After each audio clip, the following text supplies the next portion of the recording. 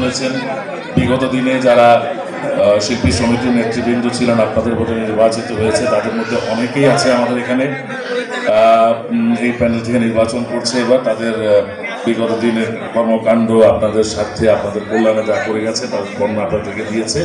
আমি এত কিছু বলতে চাই না। আমিও কোনো এক সময় শিল্পী সমিতি ছিলাম। Last time I was sports and cultural secretary. So আর তার পরবর্তীতে আমার পেশাগত কারণে এবং বিভিন্ন কারণে আমি শিল্পী সমিতি নির্বাচনে অংশগ্রহণ করতে পারিনি বা করিনি।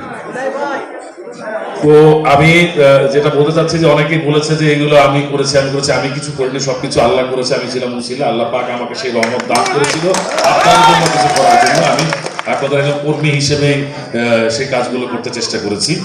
ভবিষ্যৎ দিনগুলোতে আমি দেখেন আসলে যে কিছু করার ব্যাপারটা, যে আমি কিন্তু কমিটিতে ছিলাম না, কিন্তু করার চেষ্টা করেছি। আমার করতে চাইলে কিন্তু সভাপতি, সেক্রেটারি, ভাইস প্রেসিডেন্ট বা অন্য কোনো পদে থাকতে হয় না, ইচ্ছাটা থাকতে হয়।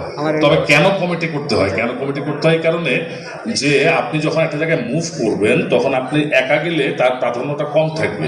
কমিটি গেলে মনে করবে শিল্পী সমাজের সকল প্রতিনিধি এখানে এসেছে, তখন আপনি মূল্যায়িত বেশি হবেন। সেই জন্য একটা কমিটি করতে হয়, একটা পদ পদবি নিয়ে যেতে হয়। সো সেই কারণে ইলেকশনে অংশগ্রহণ করা এবং আপনাদের সমর্থন পেলে ইনশাআল্লাহ সেভাবেই আমি এগিয়ে যাব। আমি বেশি কিছু বলবো না, দু চারটা কথা বলি যেগুলো বেসিক সমস্যা। আমাদের এখানে দেখা গেল জাতীয় চলচ্চিত্র পুরস্কারের যে অনুষ্ঠানটি আয়োজন করা হচ্ছে, সেখানে জাতীয় চলচ্চিত্র পুরস্কার, অথচ আমাদের চলচ্চিত্রের নৃত্যশিল্পী, নৃত্য পরিচালকদের অগ্রাধিকার না দিয়ে অন্য জায়গা থেকে আনা হচ্ছে, সেটা বন্ধ করা হবে। এবং আমরা এটা অবশ্যই করব।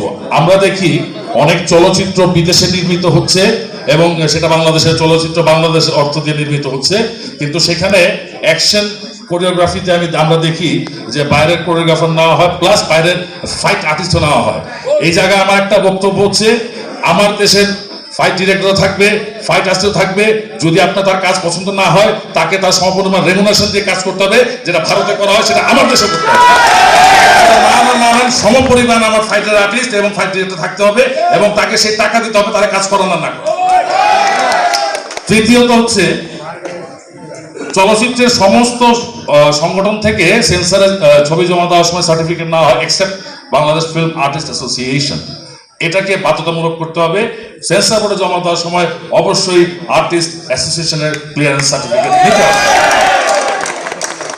এগুলো হলো বেসিক কাজ, যেগুলো আমি করব। তারপরে যে আমাদের যে সমস্যাগুলো আছে সেটা সমাধান কল্পে আমি কিছুটা এগিয়েছি, সেই ক্ষেত্রে আমাকে সহযোগিতা করছেন কিছুদিন আগে ঘোষিত সংস্কৃতি মন্ত্রণালয়ের সংস্কৃতি প্রতিষ্ঠান এবং ব্যক্তিদের অনুদানের যে কমিটিটা, তার জ্যেষ্ঠ সদস্য, সিনিয়র মেম্বার হচ্ছেন আমাদের চলচ্চিত্রের একজন প্রাণ পুরুষ, আমাদের এই বড় ভাই, আমাদের এই জনপ্রিয় নায়ক জনাব হেলাল খান ভাই।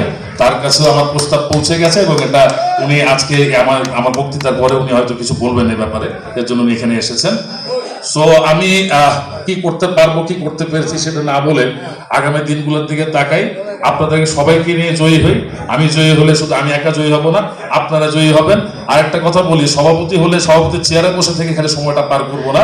আমি শুধু মিটিং এর সময় সভাপতির চেয়ারে বসবো, বাকি সময়টা আপনার পাশের চেয়ারে বসে আপনার দুঃখের কথা শুনবো। সেই সুযোগটা আমি বলছি। ধন্যবাদ। আমি একটু এই পর্যায়ে আমি আর বেশি কিছু বলছি না, কারণ খাবারের সময় হয়ে গেছে, সবাই খাইতে হবে। তো সবাই দোয়া করবেন, আমাকে 3 তারিখে আমার প্যানেলে দোয়া করবেন। আমাকে একা ভোট দিলে লাভ হবে না ভাই, আমার 21 জনকে ভোট দিতে হবে। তার মানে একটা ছোট্ট উদাহরণ আমি আপনাদেরকে দিই। আমরা নদী বলতে কিন্তু মুক্ত জলধারাটাকে বুঝি না, নদীর দুটা পার নিয়ে কিন্তু নদী।